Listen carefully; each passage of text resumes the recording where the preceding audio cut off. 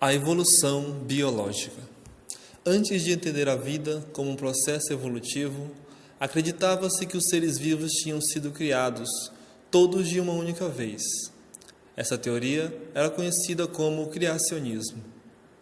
Mas é a partir de 1859 que dois naturalistas ingleses revolucionaram a comunidade científica com a divulgação das ideias sobre a evolução das espécies pela seleção natural.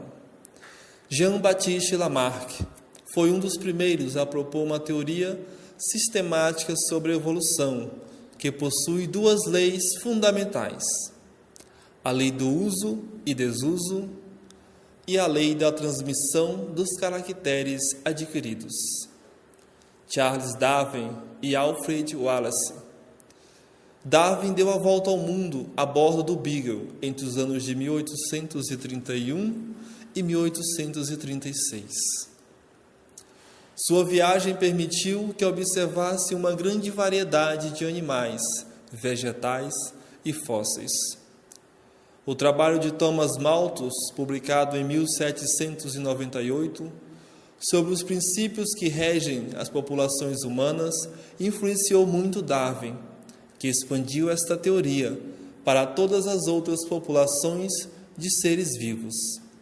Assim, para Darwin, o meio exerceria uma pressão seletiva sobre os indivíduos, levando então a uma seleção natural dos organismos mais adaptados a ele. Galápagos é um arquipélago localizado aproximadamente a 1000 quilômetros a oeste da América do Sul e é um dos elementos importantes para a teoria de Darwin. Wallace, em 1858, chegou também às mesmas conclusões de Darwin, mas, em função da publicação por Darwin, em 1859, do livro A Origem das Espécies por meio da Seleção Natural, com uma grande riqueza de detalhes sobre o assunto, a teoria ficou conhecida como sendo apenas de Darwin.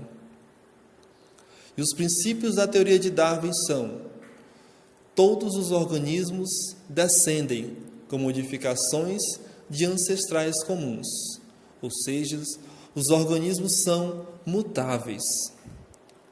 Outro ponto: o principal agente de modificações é a ação da seleção natural sobre as variações individuais. Ou seja, os organismos sofrem pressão seletiva e os mais adaptados conseguem se reproduzir e, assim, são preservados. Evidências evolutivas.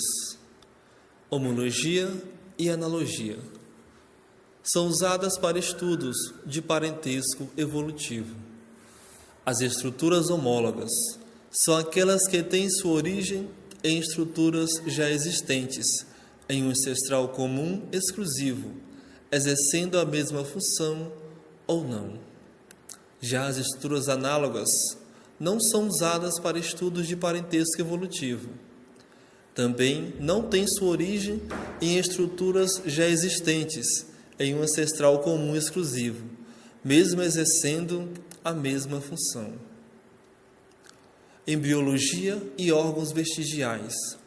O estudo do desenvolvimento embrionário e dos órgãos vestigiais de diversos animais pode indicar um parentesco evolutivo. Temos também as evidências moleculares. Sabemos que o DNA é um material genético, que o DNA é transcrito em RNA e que sua tradução dá origem às proteínas que possuem diversas funções. Quanto maior a semelhança na sequência de bases nitrogenadas ou das proteínas dos organismos, mais próximos são evolutivamente. Outra evidência evolutiva são os fósseis. O estudo dos fósseis pode fornecer indícios de parentesco evolutivo, analisando organismos que viveram em épocas remotas, sob condições ambientais distintas.